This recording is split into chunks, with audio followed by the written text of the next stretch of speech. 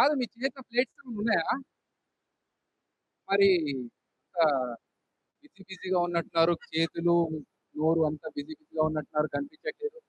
ఒక్కసారి ఇంత ఘనంగా ఈ సెకండ్ కన్వెన్షన్ ఆర్గనైజ్ చేసినందుకు మాట వారికి చప్పట్లతో ఒక్కసారి మనం థాంక్స్ చెప్పుకుందాం మనందరికీ ఇక్కడ కలిసేలా చేసినందుకు.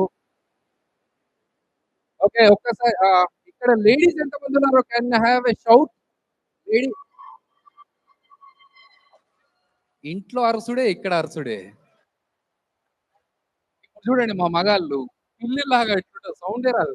జెంట్స్ ఎక్కడున్నారన్నా? చూసినావా మ్యావ్ మ్యావ్ అంట. ఓకే. సో, ఇన్ని రోజులు జబర్దస్త్ ఆదరించారు. మీ అందరి సపోర్ట్ అండ్ మీ అందరి ప్రేమతో ఒక ఆర్టిస్ట్‌గా కొనసాగుతూనే నేను డైరెక్షన్ చేశాను. 'కామాఖ్య' అనే మూవీ త్వరలో మీ ముందుకు రాబోతుంది. And thank you. మీరందరూ ఇలాగే సపోర్ట్ చేయండి. నా 'కామాఖ్య' మూవీని కూడా మీరందరూ చూసి మీ విషెస్ తెలియజేయాలి నాకు. And it's going to be a thriller. Okay. So, నేను అమెరికాకొచ్చిన తర్వాత ఇక్కడ కొన్ని విచిత్రమైన వర్డ్స్ చూసాను. అది మళ్ళీ ఇండియాకెళ్ళి డిక్షనరీలో ఎతికినా, యూనివర్సిటీకెళ్ళి ఎతికినా నాకు అర్థం కావట్లేదది. అలాంటి కొత్త వర్డ్ అమెరికాలో వచ్చిన తర్వాత తెలిసింది. ఆ వర్డ్ ఏంటంటే హుహు. హుహు. ఒరేయ్! దీన్నెక్కడ వాడతార్రా అయ్యా! లిక్విడ్ డిక్షనరీ చూసా. ఎక్కడ చూసినా అర్థం కావట్లేదు దాన్ని. సో, నేను మన శ్రీని గనగోని గారిని అడిగా, "అన్న ఇది ఎక్కడ వాడతారంటే, దీన్నెక్కడైనా వాడుకోవచ్చు. యెస్‌కి వాడుకోవచ్చు, నోకి వాడుకోవచ్చు. జస్ట్ ఎవడన్నా అడిగింది నాకు అర్థం కాకపోయినా హుహు అంటే చాలని" చెప్పేసి. సో, అలా అయితే నాకు చెప్పాను కదా! నాకు కొద్దిగా ఇంగ్లీష్ రాదు. కాబట్టి కొన్ని వర్డ్స్ నాకు మీరు తెలుసుకోవడానికి హెల్ప్ చేయాలి. Can you help me out? నేను కొన్ని అడుగుతాను. వాటిని ఏమంటారో ఇంగ్లీష్‌లో చెప్తారా? ఓకే.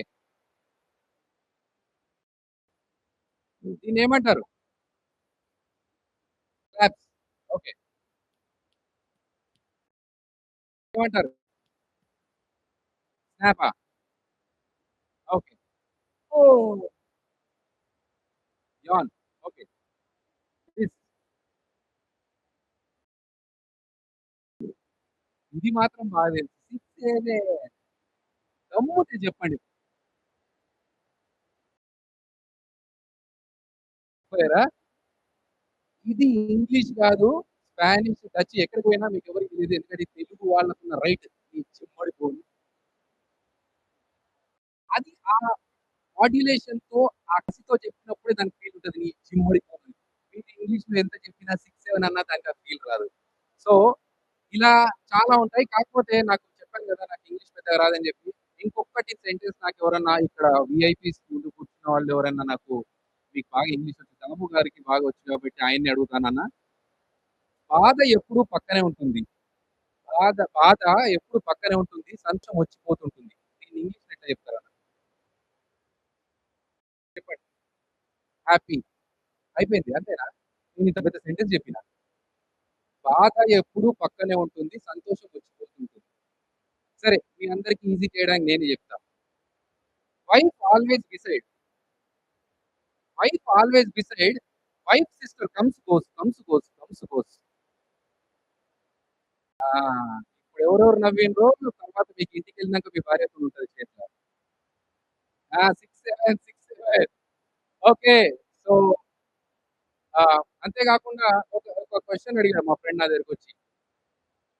అన్న లవ్ మ్యారేజ్‌కి, అరేంజ్ మ్యారేజ్‌కి తేడా ఏంటి అని అడిగాడు. నేను దానికి ఒక సింపుల్ ఆన్సర్ చెప్పా. అరేంజ్డ్ మ్యారేజ్ అంటే మనం వెళ్తున్న దారిలో పామొచ్చి మనల్ని కాటేయడం.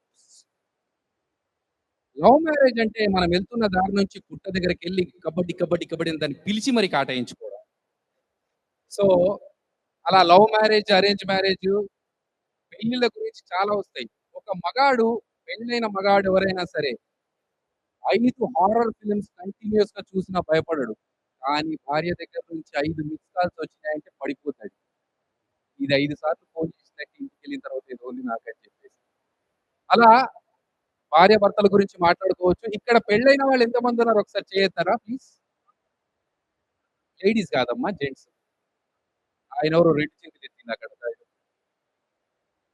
దండం రా దూత.